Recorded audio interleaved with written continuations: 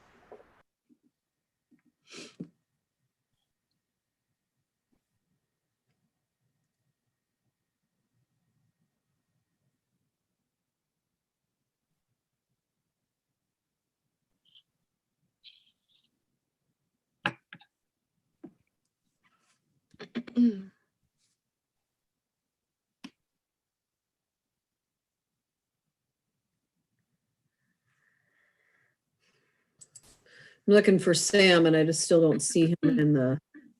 Usually he's in the attendees, and I have to move him over, but I still don't see him in the attendees yet.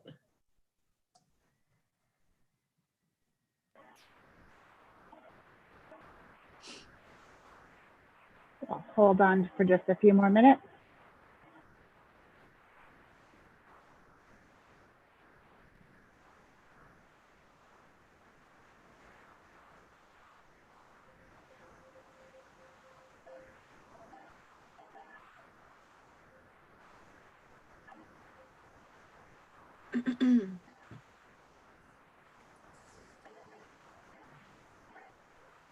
Sounds like Dan is on the phone with Councilmember Husnick.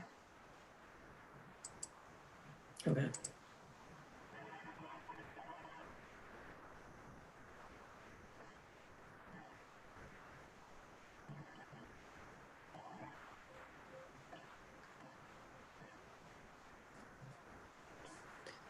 Dan, do I need to resend the link to him or?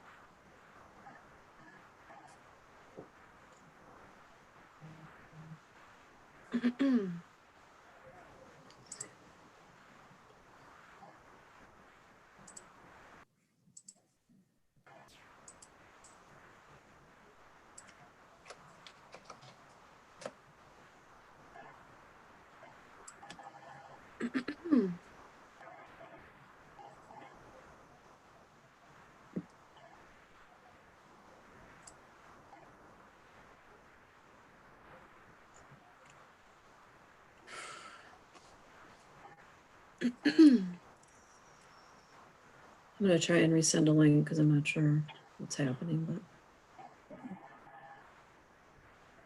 Dan's working with him on getting some technical issues resolved. But it is just after 7 o'clock and we do have a quorum present. And so we will get started this evening. I will call our council meeting to order. And Karen, could we have a roll call, please? Councilmember Gerard, Here. Councilmember Husnick, on the phone with Dan.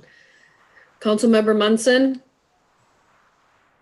Councilmember Byström, Here. Mayor Bain. Here. I invite everybody to join us in the Pledge of Allegiance. If you would like to stop your video, you may do so in the bottom left of your Zoom tray.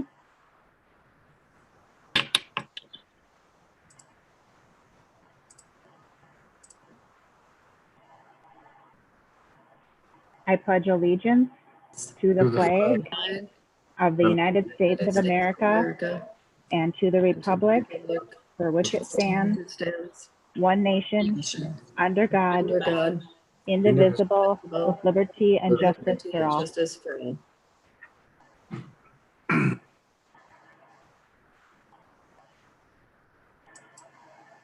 Council, we have an agenda before us this evening. I will note that the agenda notes on item 8, which is our placeholder for discussion items. However, we have no planned items for discussion this evening, just for clarification. With that clarification, I will entertain a motion to approve. I'll motion to approve the agenda as presented. I'll second. Motion and a second. Karen, could we have a roll call, please? Councilmember Gerard, Aye. Councilmember Husnick, Councilmember Byström, Aye. Mayor Bain. Aye. Agenda is approved. Next item on our agenda this evening is open forum. Karen, do we have any entries for open forum this evening? We do not. And I'm not seeing anybody in audience either. We don't have anybody sitting in queue, do we, Karen? Let me double check. I don't think so, but no. Okay. We'll move on to our consent agenda this evening. We have on the consent agenda items A through L. I will entertain a motion to approve or any changes. I'll make a motion to approve consent agenda items 6A through L. I would actually like to, I'm sorry, Councilmember Byström, I should have jumped in. I would like us to pull consent agenda item 6H, which is the Castlewood Golf Course approval for building modifications. If you will entertain that modification. Yes, I will amend my motion to approve consent agenda items 6A through G and I through L. I'll second. There's a motion and a second. Karen, could we have a roll call, please?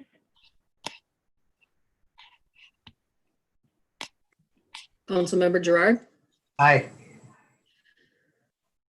Councilmember Husnick, Councilmember Byström, Aye. and Mayor Bain. Aye. consent agenda items approved. Next on the agenda is item 6H, which is the Castlewood Golf Course approval of building modifications. Just wanted to have some discussion about this. I appreciate we are, excuse me, trying to move quickly and make good use of COVID available funds. But I also know that there's been some expressed concern over the design of the building and some questions on whether this is the quality of the building that we want for this location, being that it is essentially a pole barn with modifications. And I just wanted to have some discussion. I personally am interested if this has been a conversation with Parks, Lakes, and Trails, and if this is an approach that they are comfortable with. I fully appreciate that we're moving quickly under a very tight timeline, and so just wanted to have some discussion on where we are at, what design options need to be finalized this evening, and where there may be some additional opportunity for some design input, and just thought it was worth some discussion this evening. So Patrick, I know Jamie, you're also with us this evening. Yeah, let me start. You're absolutely right that the timeline is the critical feature here. We need to get started on, at least start construction before we have to finalize the CARES Act funding. The most efficient and fast way to do that was to buy a kit from Menards and modify it with windows and doors and things like that. Yes, it is a steel building, pole barn, if you will. I am sure we can look at modifications, whether we can put a different skin on it, more windows, more designs. Right now, it will be a two-tone design with a different color in top and different bottom. Possibly a garage door, but windows and doors. We're going to make it as nice as we can because we want it to look nice and B, last for 40 years. But we didn't have a lot of time to ask anybody about the design. Go to Parks and Lakes and Trails. I mean, we've talked to them about that we're going to build a building, but we've just been scrambling. The first part of this process was to try to find somebody to build the darn thing, help us design and build it, and that didn't work very well. So we went to the kit route where we can get a kit for a price and then pay somebody to assemble it and things like that. If the council wishes to have us look at a better design, we can certainly try to do that as much as we possibly can. And I just don't know what right now, and Dave, you can help with what the options are as far as whether we want to use hardy siding instead. Whether you want it to look like a barn or a country home or what, but I mean, I know there's home plans out there too that you can buy from Menards that might look different, but so that's where we're at. I mean, it's really about timing, and we didn't have a lot of time to do this. We just had to kind of rush into it. And to be honest with you, the building out at Castle doesn't lend itself to distancing, doesn't lend itself to maybe more than one person in the place. Plus, it's not in our property, and we're paying $3,000 a year rent for it, for a shack that's about the size of, not even size of a mobile home. So, Understand. Councilmember Gerard, I think you had your hand up. Yeah, my main concern is not that it's a pole barn as such, and I'm fine with a steel roof. I just, with the steel siding, it definitely looks like a pole barn, and I know we frown upon pole barns in the commercial areas, and unless you have enough land, which I'm sure we have enough land on the golf course for this. we do. It just needs to, I would like to see it dressed up a little bit so it doesn't look quite as much as a pole barn. So this is probably less of my city council hat than my days in the planning commission coming out. Understandable. That is my biggest concern. Well, I think we can work on that. I just don't, again, know what the options are. We'll have to take a closer look, and then what the cost of those kind of modifications may be. Dave, go ahead. And I think you might be on mute.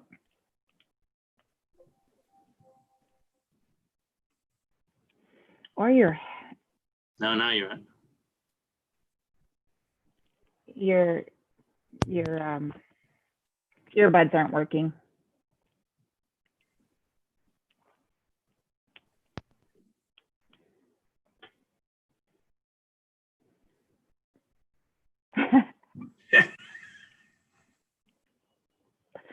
sign language?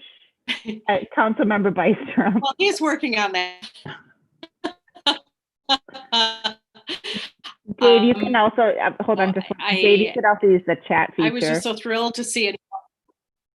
Okay. Go ahead, Kathy.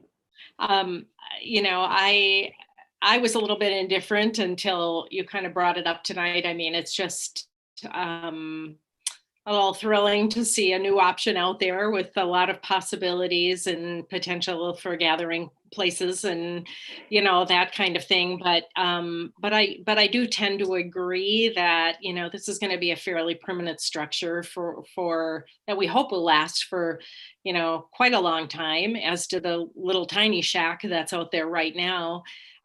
So if there is anything we can do to dress it up, maybe add some opportunities for additional natural light coming in. I did know windows were a little on the small side, at least on the design that I looked at. And but I also understand you know, golf ball placement and the need to have those strategically placed within the structure as well. I would say that would be one concern of mine with the steel siding, is errant golf balls and you know, and lots of dents, and how might that look, you know, with the current steel siding that's, you know, scheduled to be placed on there. So hopefully I've bought Dave enough time here that, you know, he now has the ability to to jump in and provide some feedback. So can you hear me now? Yes.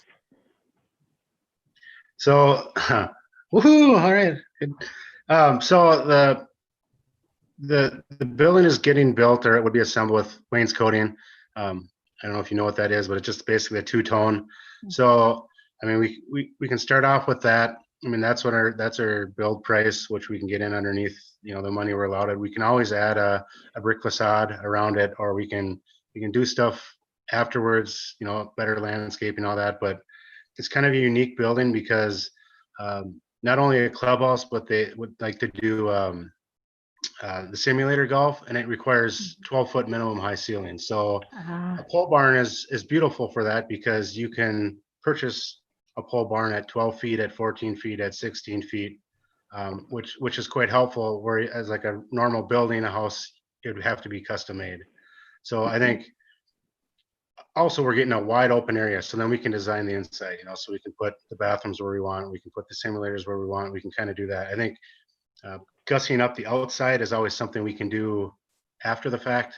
If it looks great when we have it up and it looks good, then I think we can go with what we have. But I mean, it's always an option to, you know, do some exterior work to it to tie it in. So I guess that's my 2 cents in that. But it's the uniqueness of the 12-foot ceilings is kind of one also thing. It's not that we went to get that pole barn, but it's rough to get a building that's spec'd out at 12 feet. Yeah, I can appreciate all of that, and I think I would just add into the uniqueness here is the funding capability, the funding source, right, which is unique in timing as well as availability. So I would hate for us to turn this down for less than perfect. I think we're in the land of what can we do with the funds that are available, and if we all are in agreement that this is the best we can do with what's available, and there's opportunity for future improvement. It's clearly, in my opinion, a step up from what we have today, and also appreciate that our timeline is incredibly tight. Looks like we have Councilmember Husnick joining us. So you're in the Welcome, Councilmember Husnick. We are on the consent agenda item for the Castlewood building, which was pulled from the consent agenda for discussion. And so we are having discussion around the design aesthetic and some of the limitations we have around funding availability and timing. Essentially the conversation we're having right now. Any further, and so also just clarification on timeline. This has not been workshopped with Parks, Lakes, and Trails. They have been made aware that we're putting a building up. We haven't got to them design again because of the very, very short window with this.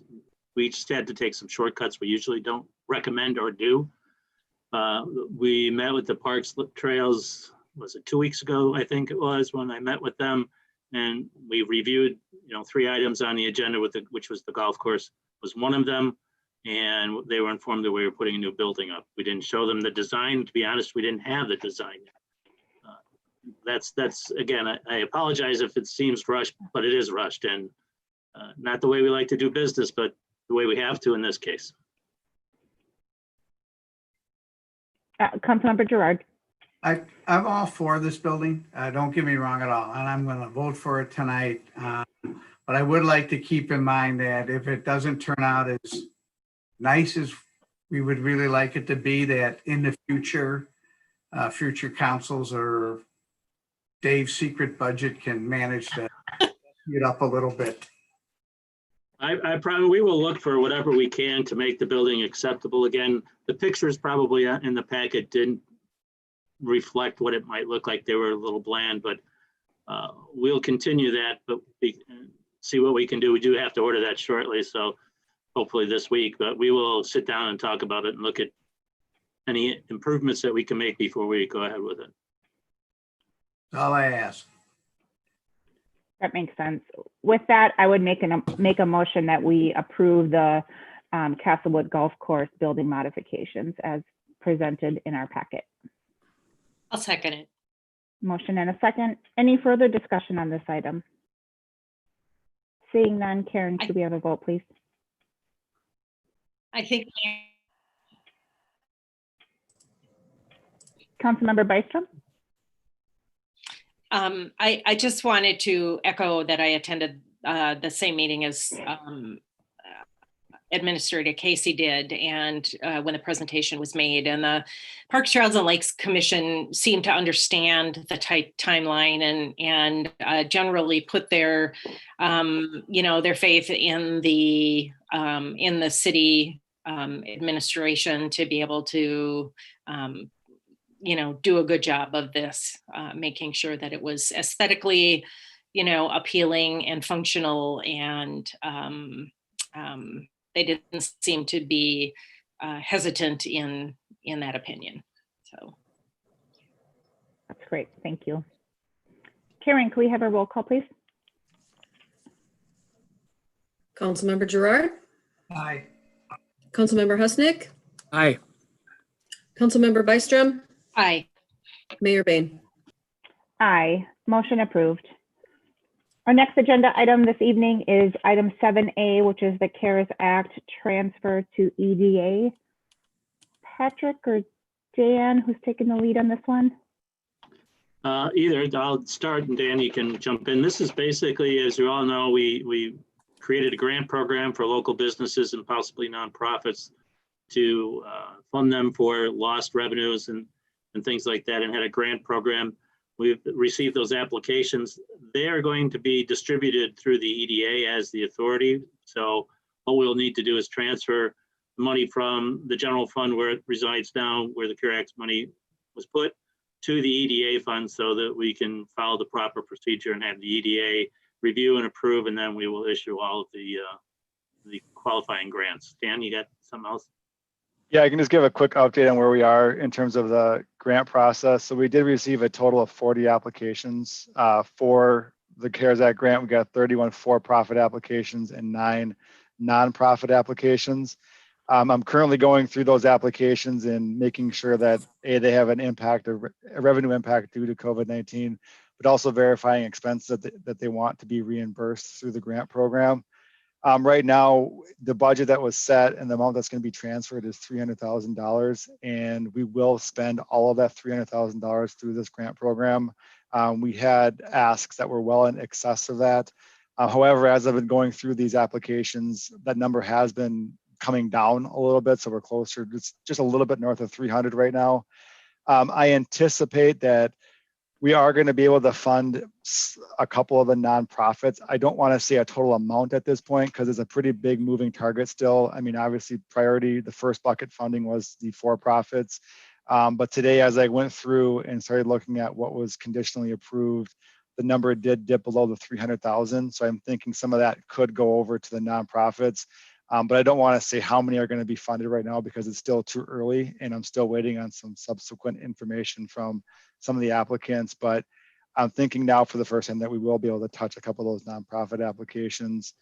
My goal is to have the underwriting hopefully completed by the end of this week and then get grant agreements out to those grant applications that were conditionally approved.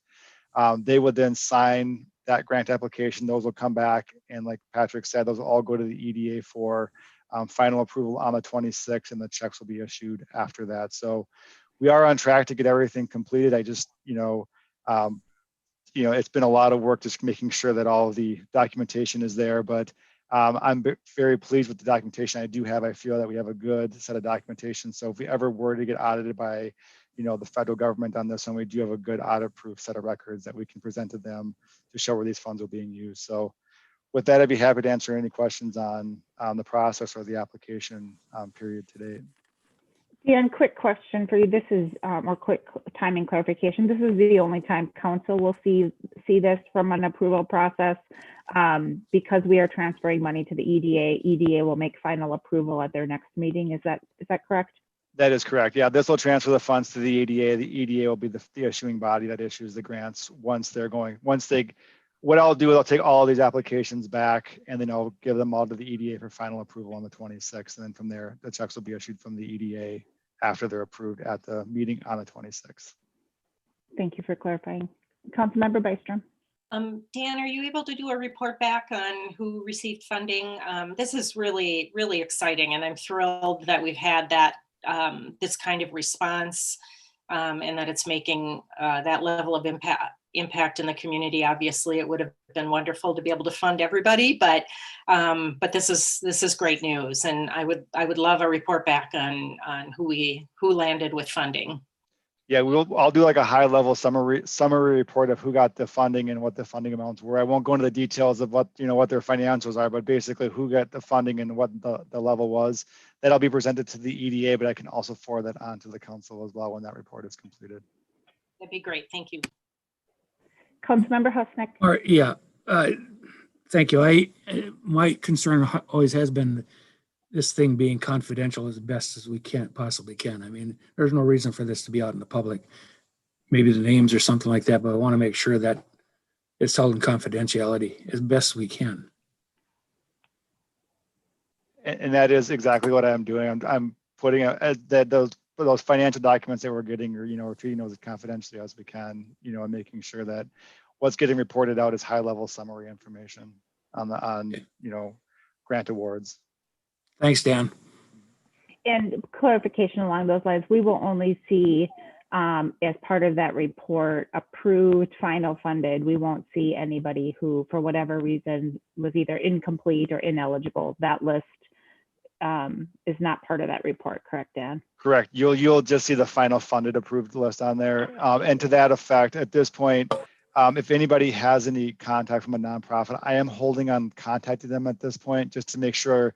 I want to make sure I expend all the money in the for-profit bucket before I start reaching out to the nonprofits. And what I've been trying to do with these is I don't want the applicants to submit all sorts of documentation if for some reason we're not going to get to the nonprofits. I didn't want them to go through the work ahead of time. So I know a few of them are pretty anxious to get, funding award levels and figure out where they are in the process. But at this point, I'm holding on that until I have a better picture of what the numbers are going to be, so I know which applicants will be funded from on the nonprofit side. That makes sense. Any other questions on this item? If not, I'll entertain a motion to approve. Councilmember Madam Mayor, Husnick. I'd make a motion that we approve resolution 10-12-20-04, the resolution approving the transfer of CARES Act funds to the EDA fund for payment of the COVID-19 emergency grant program grants. Second. There's a motion and a second. Any further discussion on this item? I would just add thank you to Dan for all of the work on the underwriting and keeping this moving under a tight timeline. Nice work. Mm-hmm. Karen, could we have a roll call, please? Councilmember Gerard, Aye. Councilmember Husnick, Aye. Councilmember Byström, Aye. Mayor Bain. Aye. Motion approved. We are going to move into staff updates this evening, and we'll start with Patrick and then go to Dan. Okay, just a few things. We've been meeting with the senior center to try to understand their operation, where we're going to go forward with that. Just to remind you all that we have a joint meeting with Parks, Trails and Recreation, or Parks, Trails and Lakes next week, which I'm sure this should be part of the discussion that we have. We have a great deal to talk about what we're going to do there. And also have a meeting with FLA this week to talk about field usage. So hopefully that will go well. I will cover the rest of my report in closed session. Thank you, Patrick. Dan, and after Dan, Chief Peterson. I have no updates unless you have questions for me. Any questions for Dan this evening? Seeing none, Chief Peterson and then Ryan. I have no updates for you tonight, but if you have any questions for me. Anything for Chief Peterson this evening? Seeing none, Ryan and then Pete. City Council, Ryan Goodman, City Engineer. I don't have anything specific to update tonight unless you have some questions with anything. Any questions for Ryan? Ryan, I've got a couple of resident questions, and I know it's a little bit outside of our lane, but the questions come in nonetheless. On timing of the project on the 97 bridge, and specifically, I think it's the light that's on the right on the Forest Lake border. Do you have any updates on that timeline? I have not. I actually reached out to MnDOT's, and I don't know how much. A lot of stuff's really been being hit hard in that area. So, I'll specifically ask that question. I was just looking for general updates along the Highway 97 project and received really nothing to report, they said, but I'll specifically ask about the signal and send out an email to staff once I hear from them. That would be great. Thank you. Next, we'll go to Pete and then Jamie after Pete. Your Honor, good evening. I don't have an update. Happy to answer questions. Any questions for Pete this evening? All right, moving on to Jamie, and we'll do Dave after Jamie. Good evening. I am working on the items Patrick discussed, which include working closely with the senior center, getting ready for a FLA meeting this week, and also preparing for our joint workshop with City Council, which will be next Monday. So that's what I'm working on. If you have any questions, I'm happy to answer them. Any questions for Jamie? Seeing none, Dave, and then we'll have Sandy after Dave. Mayor's and council, just leaves, and more leaves. So compost site was pretty busy. We hauled out almost 35 loads today, and they were coming in as soon as we were getting out of there for the day. So that is keeping us busy. We have 2 street sweepers out as well. That's pretty much our main concern right now. And then we're filling in other tasks around that. So any other questions, I'm more than happy to answer. Any questions for Dave? Seeing none, Sandy. I have nothing further to add. Nothing further to add unless anybody has any questions. Any questions for Sandy? And then Karen. Thank you, Mayor. I don't have anything to add unless there's questions. I have a broad question for everybody. I haven't seen any specific updates this afternoon. I know that legislature's back in session. Any indication of any movement on a bonding bill? I have not seen any indication so far on that. They haven't adjourned as far as I know, so that's a good sign. We had some communication with Representative Detmer's office last week about the priorities that the city of Forest Lake has. And we sent us a follow-up communication email to Senator Housley as well, just to reiterate that. So we're watching, we're looking at the league, we're looking at anybody we can find to see if there's a bill sitting out there. But the good news, as far as I know, they haven't adjourned the session yet. So. That might be our only indication right now, is they're not adjourned, so there's still a chance. Your Honor, Oh. on the news right before this meeting, the Speaker of the House was reporting that she believes she had enough minority support to move forward with the bonding bill. Excellent. Pete, do you know if they had a bill number by any chance? They didn't report it, but I'm sure I can get that for you if you need. Okay. That would be fantastic, and actually, council members, a good opportunity for us all to reach out to our legislative contacts and make sure Forest Lake is top of mind for that. So Pete and Patrick, if you could forward on any information you have, that'd be helpful. Very good. Council updates. We'll start with Councilmember Husnick and then Councilmember Gerard. Madam Mayor, I don't have anything to report tonight, so appreciate it. Thank you. Very good. Councilmember Gerard. I have no update tonight unless someone asks questions.